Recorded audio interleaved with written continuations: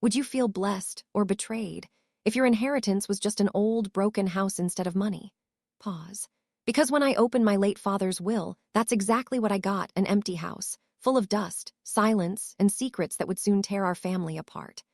Before we begin, make sure you hit that subscribe button and turn on the bell, because this story will make you question what true inheritance really means. It all started on a quiet Monday morning. The sun had barely risen when my phone rang. It was the lawyer's office. "Mr. Raymond," she said softly, "your father's will has been finalized. We'll need you and your siblings to come in today." My heart dropped.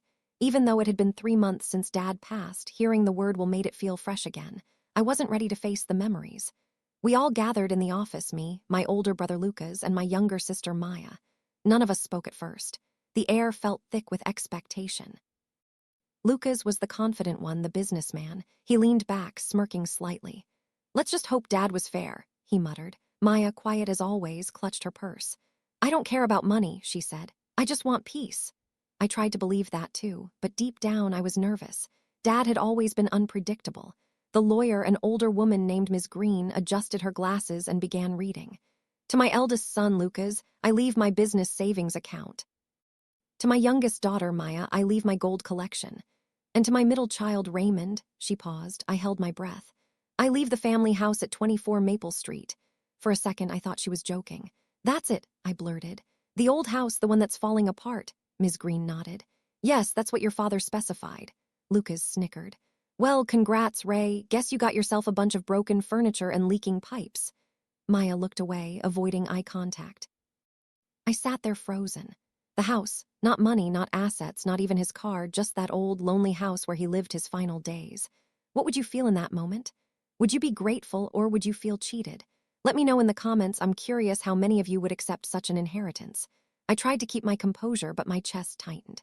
When Dad was alive, that house was his whole world. He barely invited us over after Mom died. He said it was his peace. But to me, it was his prison. As we left the lawyer's office, Lucas threw his car keys in the air. "Hey, if you ever need help selling that dump, I know a realtor. You might get a few $1,000 for the land." He laughed. I didn't respond. I drove to the house alone that afternoon just to see it one more time. The road to Maple Street felt longer than I remembered.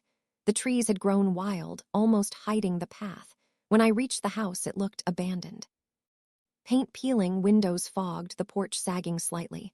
I stepped out of the car and stood there, staring at it. "This is what my father thought I deserved," I whispered. The front door creaked open as I pushed it.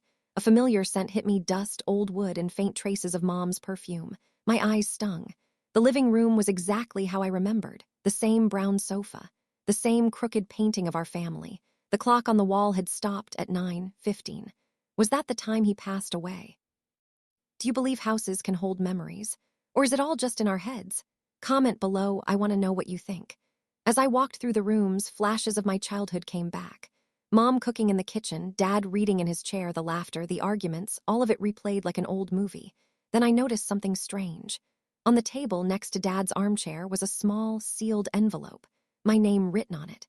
My hands trembled as I picked it up. It read, "To my son, Raymond, open this when you truly understand." Understand what? I tore it open, but there was nothing inside, just an empty envelope. I felt a chill. I looked around again, something felt off, like the house itself was holding back a secret. Suddenly, I heard a faint thump from upstairs. My heart skipped. I froze. Was someone here? I slowly walked toward the staircase, each step creaking louder than the last. The second floor was dark, cold. When I reached the hallway, I saw a door slightly ajar, my father's bedroom. Inside, the curtains were drawn, and on the bed lay an old photo album. Open, waiting. I sat down and flipped the first page. There was a photo of me as a kid in front of this very house. Dad had written on the corner, "For the one who never saw value in what I built." My chest tightened. What did he mean by that? Was this inheritance not a punishment, but a message?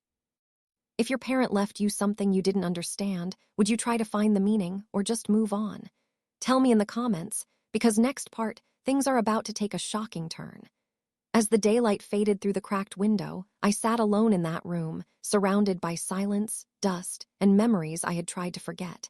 Maybe this wasn't just an old house. Maybe it was a key to something I was never meant to let go of. But I didn't know the real reason my father left it to me was hidden deep inside these walls. And once I found it, Nothing in my life would ever be the same again. If you think this inheritance was simple, wait until you hear what I discovered in part 2. Backhand index pointing right, don't forget to subscribe, like the video, and comment your thoughts, because next episode, secrets will surface that will make you question everything. The night after I found that empty envelope, I couldn't sleep. Every time I closed my eyes, I saw that photo, Dad's handwriting etched in my mind. For the one who never saw value in what I built. Those words haunted me. What did he mean? Was this house really just a burden, or was it something more? By morning, I decided to go back. I didn't know what I was looking for, but something inside me whispered, "You're not done yet." The moment I stepped through the old gate again, the wind howled through the cracks of the porch like the house was breathing. The boards creaked beneath my feet, almost as if it recognized me. I took a deep breath and said softly, "All right, Dad, I'm here. Show me what you wanted me to see." Would you ever talk to someone who's gone just to feel closer to them? I never used to believe in that until that moment. Inside, the air was thick with stillness. Sunlight leaked through the curtains, revealing floating dust in the air, tiny memories suspended in time. I walked into the kitchen first. Everything was just as he left it. The chipped teacup, the cracked counter, the rusted clock on the wall. I ran my hand across the table, the same one where he used to drink his morning coffee while reading the paper. For the first time in years, I whispered, "Dad, why me?" I didn't expect an answer. But then something odd caught my attention. One of the floor tiles near the table was loose. I crouched down, pried it open, and found a small metal box covered in dust. My heart started racing. I pulled it out and placed it on the counter. The lock was rusted, but after a few taps with a spoon, it popped open. Inside was an old key, a folded letter, and a faded photograph.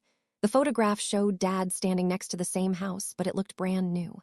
Behind him was a woman I didn't recognize. She wasn't my mother. And the letter, it was addressed not to me, but to her. "To Emma, my greatest regret and my deepest promise." I froze. Emma, who was she? Would you feel betrayed if you found out your parent had a secret tied to your inheritance? Or would you try to understand before judging? Tell me what you do, honestly. I unfolded the rest of the letter, but the ink was smudged. The few words I could read made my stomach twist.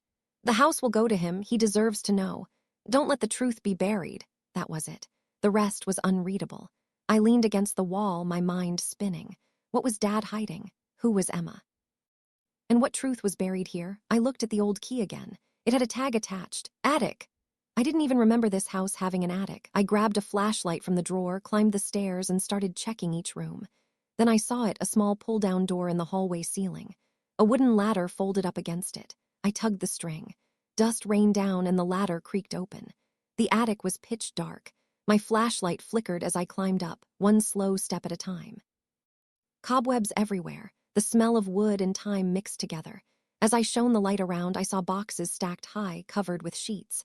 Old furniture, newspapers, and something else, a rocking chair, and on it a notebook. It looked newer than everything else. Someone had been here not that long ago. I wiped off the dust and opened it.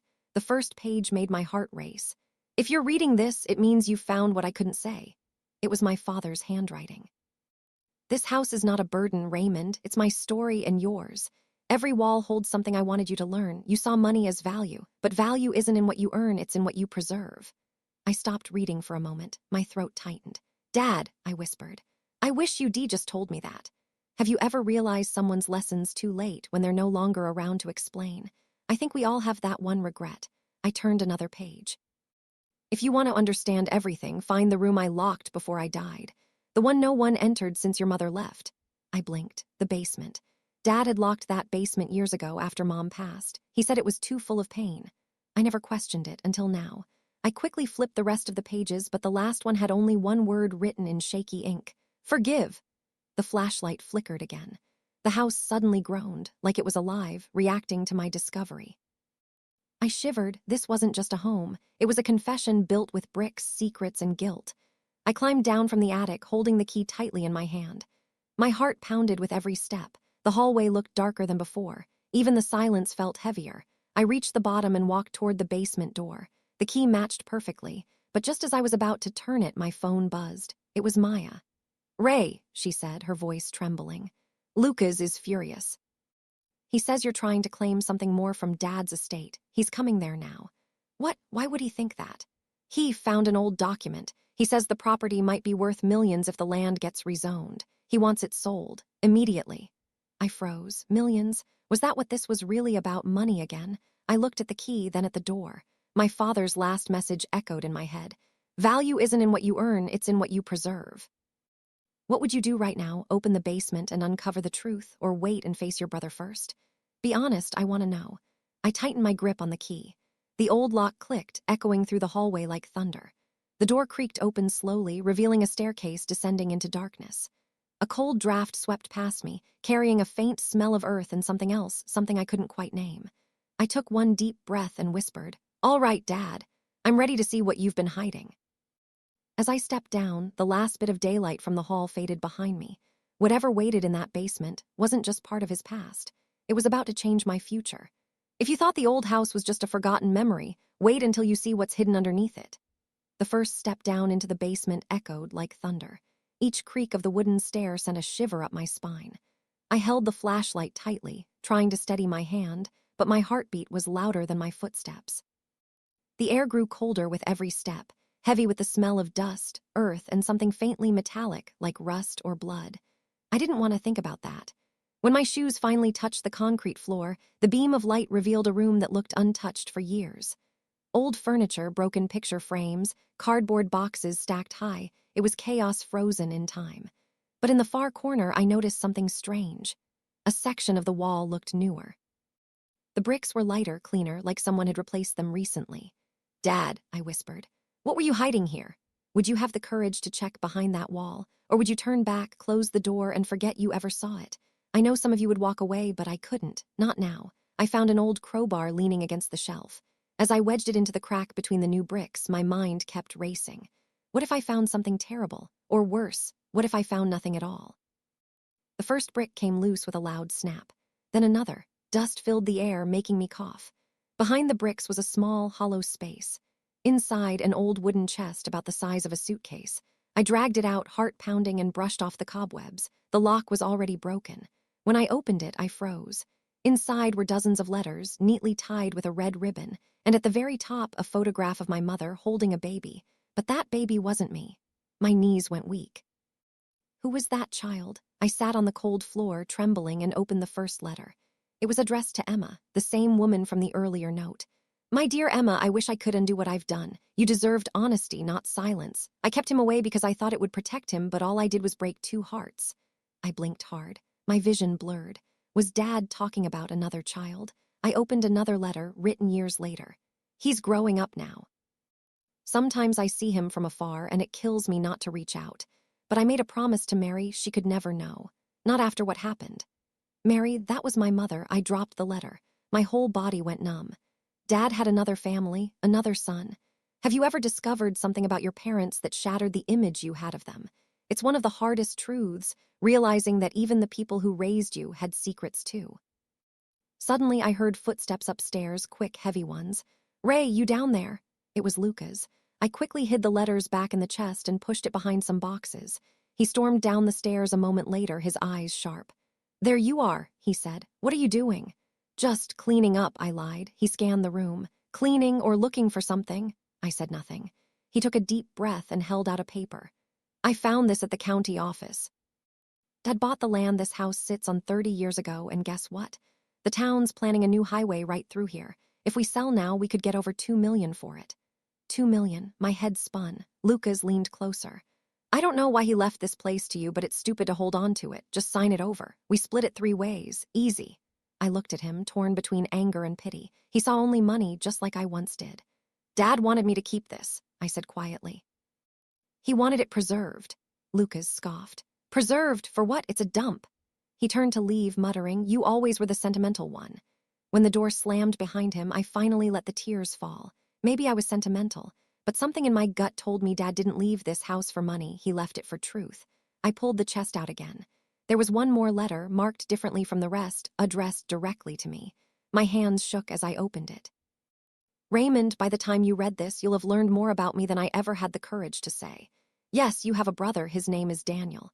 He was born before I met your mother. I made mistakes, son, terrible ones. But the reason I left you this house isn't guilt, it's trust. I know you'll find him. Everything you need to reach him is in this house. Don't hate me, understand me." I sat there in silence, the words burning into me. A brother, all these years, and I never knew. I looked around the basement. Suddenly, it didn't feel haunted anymore. It felt alive, full of stories waiting to be finished. Would you want to meet someone your parent hid from you all your life? Or would you rather keep the peace and let the past stay buried? Be honest, because I still don't know what I'd do. Hours passed before I went upstairs again. The sun had set. The house was bathed in the golden glow of evening, and for once, it didn't feel empty. I walked into Dad's old room, sat in his chair, and held the photo of the unknown baby again. "Daniel," I whispered. "Where are you now?" My phone buzzed again, a new message. It was from an unknown number. "You don't know me, but I think we're family. I got your father's letter, too." My blood ran cold. I stared at the message. Barely breathing. Daniel. Somehow, he already knew. Would you answer that message right away, or would you hesitate, afraid of what might come next? Because I sat there for a full minute, my thumb hovering over the screen, unsure if I was ready to open a new chapter that could change everything. Finally, I typed back one word. "Where?" His reply came almost instantly. "Come to the house tomorrow. I've been waiting for you." The house. He was already here. This inheritance wasn't just a property. It was a bridge between past mistakes and future forgiveness. Backhand index pointing right, make sure you subscribe and turn on the bell, because in part 4, I meet the brother I never knew existed, and the truth he reveals will break everything I thought I knew about my father. I barely slept that night. Every creak, every whisper of wind outside the window made my chest tighten. That message kept replaying in my mind. "Come to the house tomorrow. I've been waiting for you." Who waits for someone they've never met? What if this was a scam? Or worse, a setup? But deep down, I knew it was him. When dawn finally broke, I stood in front of the mirror, staring at my reflection. Would I even recognize him? Would he look like me? Have you ever met someone who's supposed to be part of you, yet feels like a stranger? It's terrifying because you don't just see them. You see everything you missed. By noon, I was driving back to the old house. The sky was gray, the air heavy with the smell of rain. The kind of weather that feels like the world is holding its breath. When I pulled up, I noticed a black car already parked in front. Someone was sitting on the porch, facing away. I took a deep breath and stepped out. The moment I closed the car door, the man stood up and turned around. He looked to be in his 30s, close to my age. Dark hair, same sharp jawline as Dad's, but his eyes, they looked older, sadder. For a few seconds, neither of us spoke. We just stared. It felt like looking into a mirror that reflected not my face, but my father's mistakes. Finally, he said quietly, "You're Raymond." I nodded slowly. "And you're Daniel." He smiled faintly. "Guess we finally met. Took us long enough, huh?" We sat on the porch for a while, the rain starting to fall around us. He told me he'd received a letter from Dad years ago, one he didn't open until recently. "Thought it was just some apology," he said. "I didn't realize he'd been watching me grow up from afar." I swallowed hard. He did the same with me, watched from a distance even when he was right there. For a moment, we both laughed quietly, not out of humor, but out of shared pain. Have you ever found yourself bonding with someone over the same hurt? It's strange, like realizing you were both walking through the same storm, just on different sides of the street. Daniel looked out toward the yard. "Must have loved this place," he said. "He did," I replied. "Maybe too much. He spent his last years alone here." Daniel turned to me. "He left me something too." He reached into his coat pocket and pulled out a small folded paper. It was another letter written in the same handwriting. "To Daniel, if you found your way here, it means I finally did one thing right. The house you see belongs to both of you, not by law, but by love. I kept you apart because I was weak. Don't make my mistake. In the study under the floorboards, you'll find what I meant to leave you both." I stared at him. "The study? I haven't even looked in there yet." He stood up. "Then let's see what he left us." The rain grew heavier as we went inside. The sound of it hitting the roof filled the silence between us. The study was Dad's favorite room, the one we were rarely allowed in as kids. The bookshelves still stood tall, the old leather chair still sat by the window, and the desk covered in dust, but untouched. Daniel knelt down beside it and started tapping the wooden floor, searching for something loose. After a few tries, we heard a hollow sound. "There," he said. We pried the plank open together. Inside was a small metal case wrapped in a cloth. When I unwrapped it, I gasped. Inside were 2 envelopes sealed and a thick folder of documents. One envelope had my name, the other had Daniel S. We looked at each other. "Same time," he said. I nodded. "Same time." We opened them together. Mine said, "Raymond, you saw value in everything I built but forgot that people are worth more than walls. This house is your heart, strong but closed. Open it and you'll find what I couldn't." Daniel said, "Daniel, you spent your life searching for a place to belong. This is it. But remember, belonging isn't about owning a home, it's about being part of one. My hands trembled as I looked at him. He wrote these for both of us, like he knew we'd need each other to understand. Nodded, eyes glassy. Guess he did one thing right in the end. I opened the folder next. It contained property documents, some old photos, and a final letter from the lawyer. It read, "As per Mr. Harold's instructions, if both his sons appear at the same address together, the ownership of 24 Maple Street will transfer to their names jointly." We both froze. He had planned it all along. He knew this house would bring us together. Do you believe people can guide you even after they're gone? I didn't until that moment. Daniel exhaled deeply and sat on the old chair. "You know, I hated him for a long time," he said. "For choosing you, for giving you what I thought I deserved. But now I see it wasn't about choosing, it was about forgiving."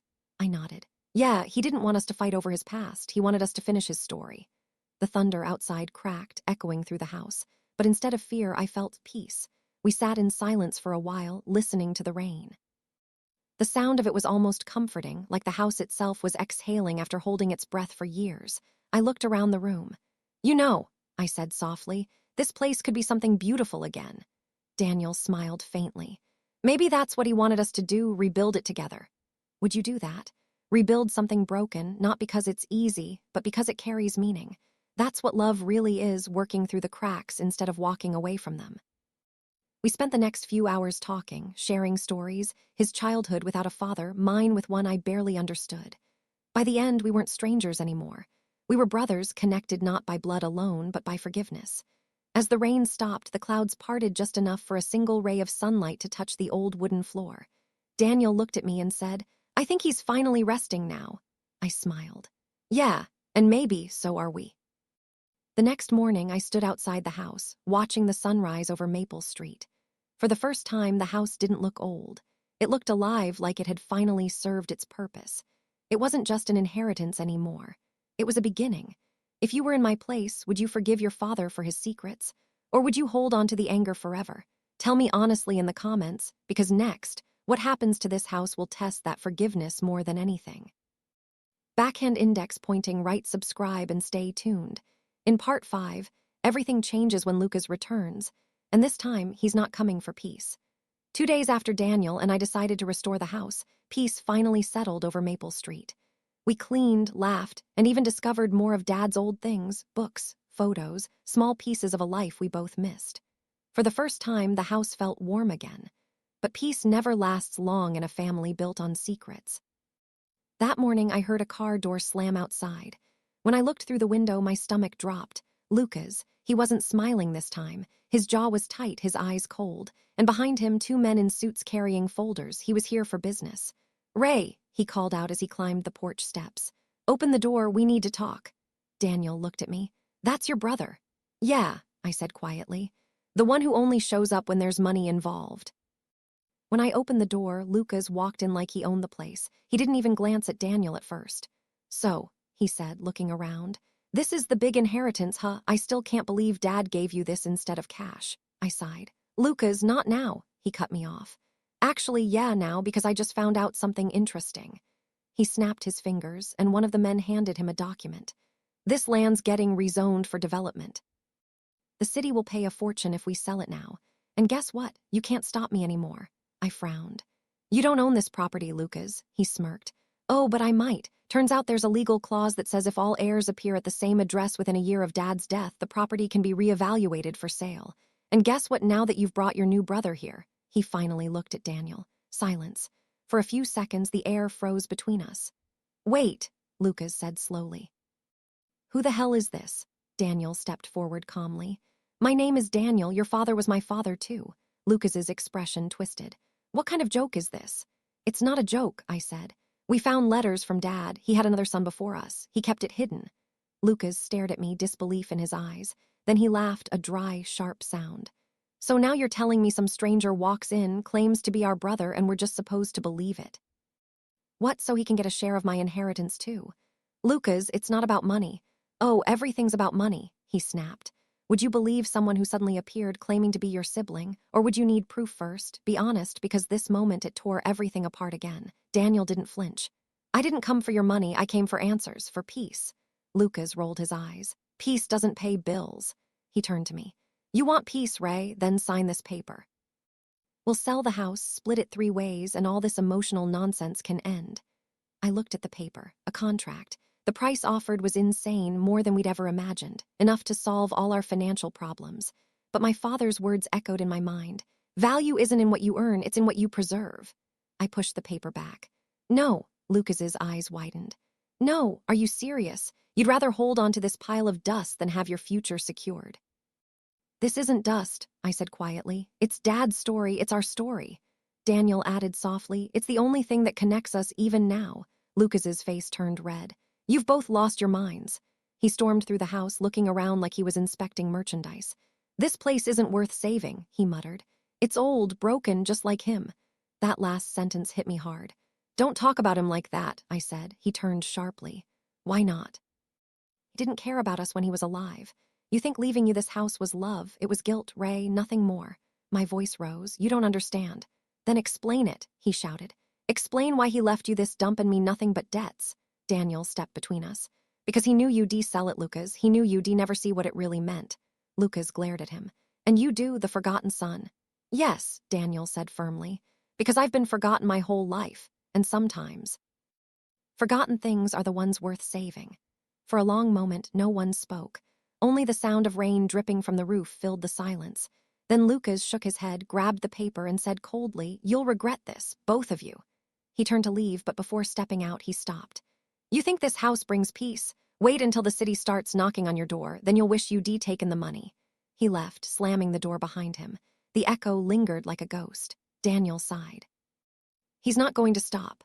I know, I said quietly, but maybe he'll understand one day. We sat in silence for a while, both staring at the door. I couldn't help but wonder, had Dad known this would happen? Had he planned this final test for us? Do you believe some people test your heart even after they're gone just to see what you'll choose? I think Dad wanted to know if we'd value love over greed. That night, the power went out. The storm outside had grown worse. Daniel lit a candle while I stared at the photo of us 3 as kids, except now I realized one was missing. The flame flickered as thunder rolled outside. Then we heard it, a faint knock at the door. Daniel looked at me. It's him again. I nodded and walked toward it, half expecting Lucas to return yelling. But when I opened the door, no one was there, just an envelope lying on the porch, soaked by rain. I picked it up and brought it inside. The handwriting was Dad's. Inside was a single page. When the storm comes, don't fight it. It's how the house cleans itself. I looked at Daniel, confused. What does that mean? He smiled faintly. Maybe it means we shouldn't fear what's coming next. I turned toward the window. The rain hit harder now, the lightning flashing against the old glass panes. And somehow I felt it, the storm wasn't just outside. It was inside too. It was time for everything hidden to come to light. Would you stand firm and protect what matters, even when everyone tells you to let go? Or would you cash out, take the money, and walk away from the pain? Because in part 6, the storm doesn't just shake the house, it exposes what my father really left behind. Backhand index pointing right, subscribe now, because what's coming next will change everything. The storm raged all night. The wind howled like it was alive, and rain slammed against the windows of the old house as if trying to break in. Daniel and I stayed up, the candlelight trembling with every gust. Neither of us spoke much. We were both lost in thought, staring at the envelope Dad had somehow left for us. When the storm comes, don't fight it. It's how the house cleans itself. I repeated those words quietly. Daniel frowned. Maybe it means something's going to happen, something we can't stop. He was right. Something was going to happen. I just didn't realize how big it would be. Around midnight, there was a loud crack. Like thunder, but sharper. We rushed to the living room and saw water dripping from the ceiling. The old wood had given up under the storm's weight. Grab a bucket, I shouted. Daniel ran to the kitchen while I moved furniture away from the leak. But as I pulled an old cabinet, a part of the floor shifted under my feet. It made a hollow sound. Daniel, I said, my voice trembling. Come here, listen. We tapped the floor, thud, thud, hollow. Something was underneath. Daniel knelt and used a metal rod to pry open the wood. It cracked open slowly, and beneath we saw a narrow compartment filled with wrapped items. He pulled one out, an old, water-damaged box tied with string. We opened it.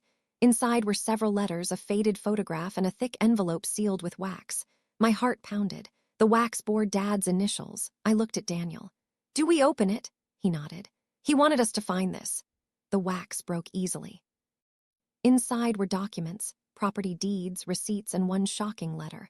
I read aloud. To my children, if you're reading this, it means the house has chosen its heirs. You may not understand now, but I didn't leave you money for a reason. I left you a legacy and a truth I could never say out loud. This house stands on land that belonged to your grandfather and your mother before she left us. It was meant to be passed to those who value its heart, not its worth. Whoever protects it will one day find what others failed to see. My voice cracked at the last line. Daniel whispered. He knew this would happen. He knew about Lucas. I nodded slowly. He was testing us. Would you pass that kind of test, choosing meaning over money? Or would you take the easy road like Lucas wanted? Tell me in the comments, what would you do in my place?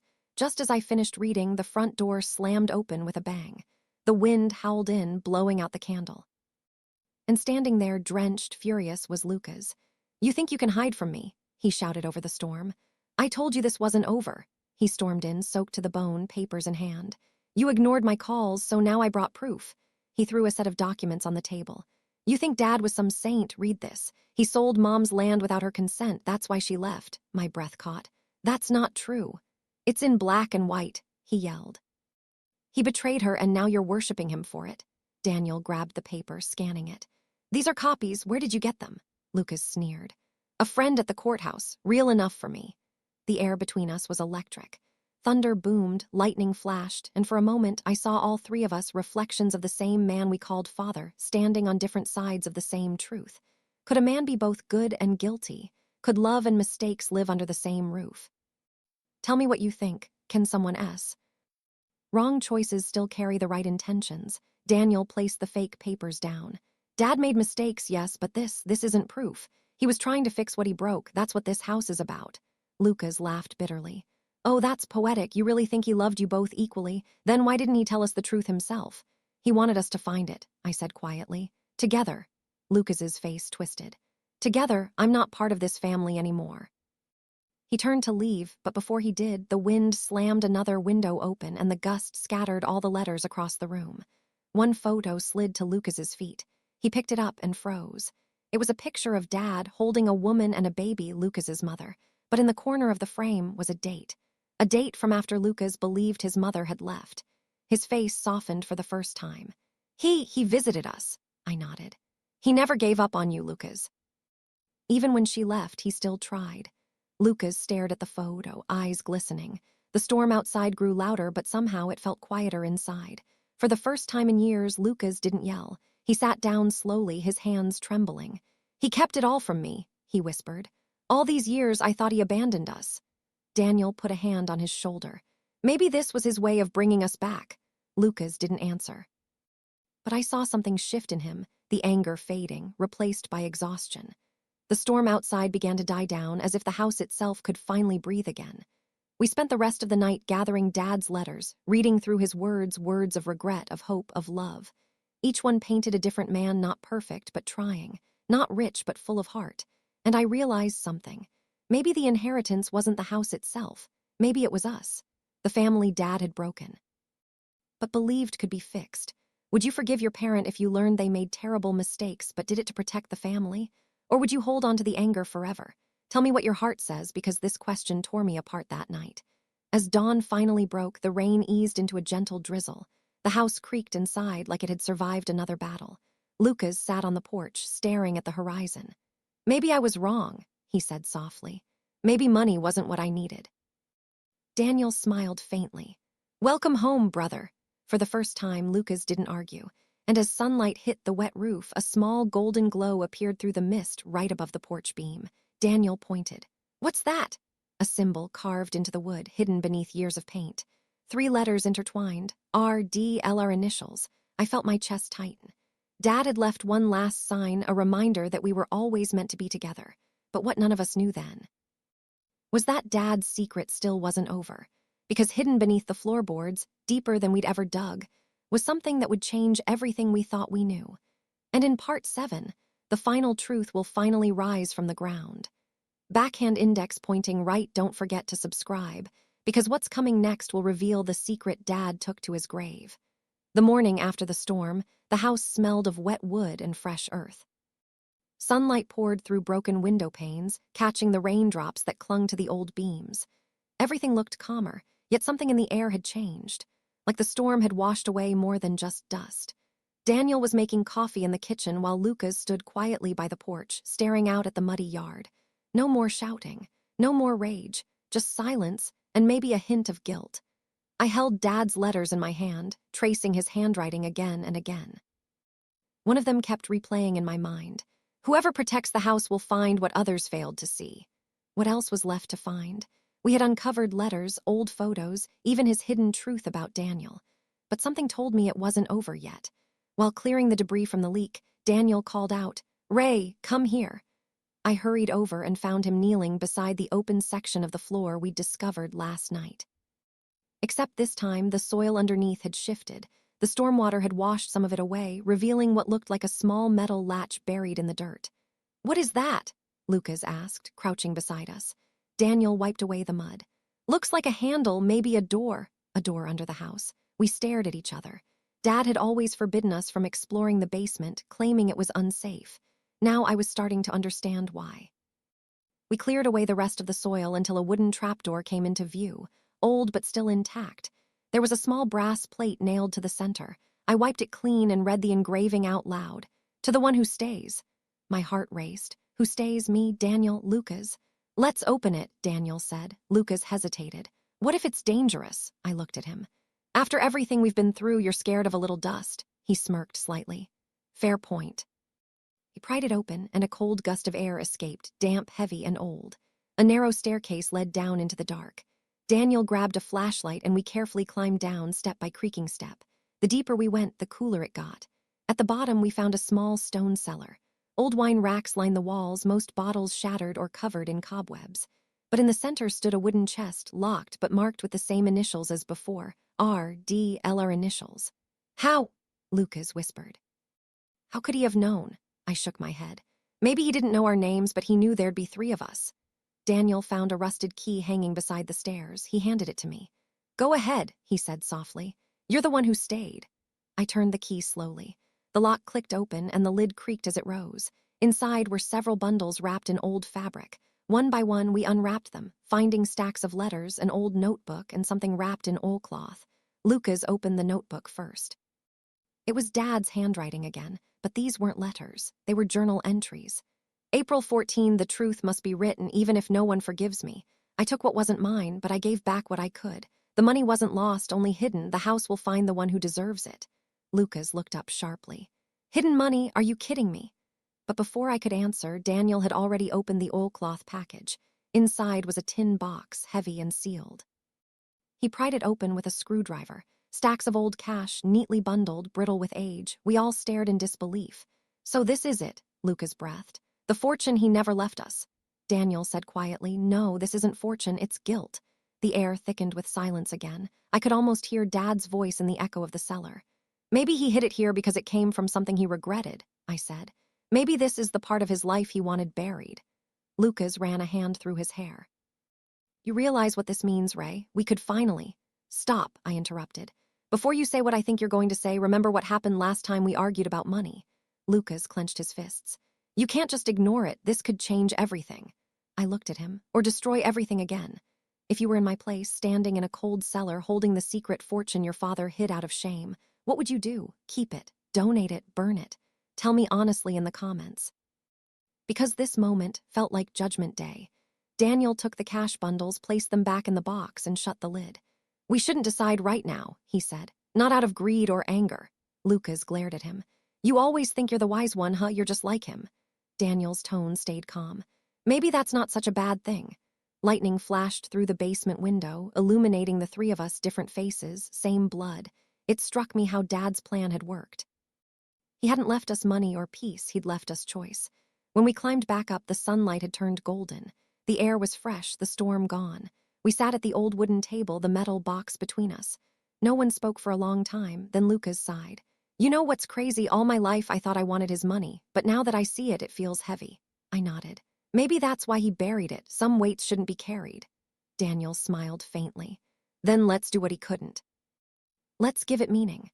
We looked at each other, 3 broken pieces of one story, realizing that maybe this old house had already done its job. It had brought us back together. Would you forgive someone who lied to you if their lie led you back to love? That's the question that haunted me for weeks after that day. We decided not to touch the money, not yet. We'd wait, think, and decide as a family. For once, we weren't rushing. As the sun set, I looked around the house, its old walls glowing with light, and whispered, "Maybe this is what you meant, Dad. Maybe the storm was never outside." But little did we know one more secret was still hidden within those walls, one that would make us question everything again.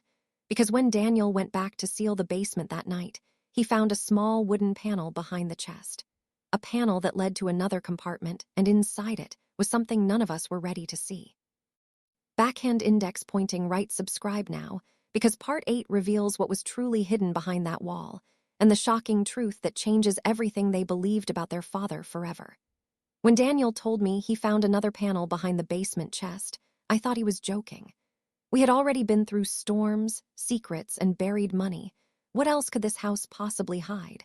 But when I saw it for myself, I knew he wasn't lying. The wooden wall had a small, uneven gap, barely noticeable before. He deep-pried it open just enough to reveal a dark space behind it, a narrow passage made of stone and dust. Lucas stood beside me, flashlight trembling slightly in his hand. "I swear if this leads to another box of letters, I'm burning the whole house down." Daniel chuckled softly. "You always talk before you think, don't you?" Lucas smirked. "It's a habit." But his voice wavered. We were all nervous. We crawled inside carefully. The air was cold, stale, and heavy with time. Cobwebs brushed against our faces as we moved forward. The passage wasn't long, maybe 10 feet, before it opened into a small square room. And there, resting on a wooden table under a layer of dust, was an old tape recorder and a metal tin. The sight of it sent chills down my spine. Daniel picked it up gently. "It's labeled," he said, wiping the dust. A small piece of tape across the top read, "For the one who stayed, play me when the house feels alive again." I whispered, "That's what he wrote in the letter." Lucas's eyes widened. "You mean Dad actually recorded something?" Daniel nodded. "Let's find out." We brought the recorder upstairs, cleaned it, and plugged it into an old outlet. It crackled to life, static, then silence, then the soft click of a tape rolling. And then his voice, Dad's voice. "If you're hearing this, my children, it means the house did its job. It brought you home." My heart stopped. Daniel froze, eyes wide. Lucas swallowed hard, his face pale. "I know you're angry," Dad's voice continued, "and you have every right to be. I made mistakes I can never undo. I lied to protect you from pain, but in doing so, I caused more." There was a pause, a shaky breath. "I didn't leave money because money breaks people. I left this house because it builds them. You see, this house isn't just where I lived, it's where I learned to love again. Each brick, each beam carries a piece of all of you." Daniel's eyes glistened. Lucas looked away, blinking fast. "You'll find things I hid, letters, money, regrets. But there's one thing you won't find, forgiveness. Because that's not mine to give, it's yours to find in each other." Static filled the room for a few seconds. Then he spoke again, softer. "When your mother left, I thought I'd lost everything. But then one day, I saw you boys playing under this roof, laughing despite it all, and I realized something. This old house had more strength than I ever did. It held us together even when I couldn't." I felt tears sliding down my cheeks. Daniel reached for the tin box that had come with the tape. Inside was a folded sheet of paper, another handwritten note. "To whoever hears this last, the money buried below wasn't mine to keep. I earned it through mistakes, but I saved it to repair what I broke. Use it not to escape, but to rebuild." I looked at Lucas. For once, he wasn't angry, just quiet, thoughtful. "Maybe we finally understand," he said softly. "Would you forgive your parent if they spoke to you like this, from beyond, with nothing but honesty and love? Or would the pain still win? Tell me what you'd do. Because forgiveness isn't as simple as it sounds." We sat there in silence as the tape rolled to an end, the static fading into quiet. And in that quiet, I realized something beautiful. The house did feel alive again. It creaked softly, like it was breathing with us. The air was lighter, the shadows gentler. Dad's test was complete, but one more decision remained. "What do we do now?" Daniel asked. Lucas looked at the window where sunlight spilled across the floor. "We rebuild," he said simply. "We decided to use the hidden money not for ourselves, but for the house, to restore it, to make it something meaningful. A place where others could find peace, just like we finally had." That day, as workers began to repair the broken roof and repaint the old walls, I stood outside watching. For the first time, I didn't see an old house. I saw home. But that wasn't the end. A week later, while sorting through one of Dad's boxes, I found one final envelope with my name on it. Inside, a single line. The house is yours now. But remember, love is the only thing that truly inherits. And I knew then he hadn't just left me a house. He had left me a heart. 6 months later, the house looked nothing like it did before. Fresh paint, repaired windows, a garden blooming again. Every wall told a story, ours. We turned it into a small community home, a place where single parents and struggling families could stay while rebuilding their lives. We called it Maple Haven. People often asked why we didn't sell it, why we didn't take the money and move on. And every time I'd smile and say, because this house gave me something money never could, a second chance. One afternoon, I was watering the garden when a little boy from one of the families ran up to me. "Mr. Ray," he said, holding up a wooden toy car, "did your dad make this house for you?" I smiled. "Yes, in a way, but it also made me." The boy tilted his head. "How can a house make a person?" I knelt beside him. "By breaking them first and then showing them how to rebuild." He nodded like he understood, and maybe he did. Kids always see the truth faster than adults.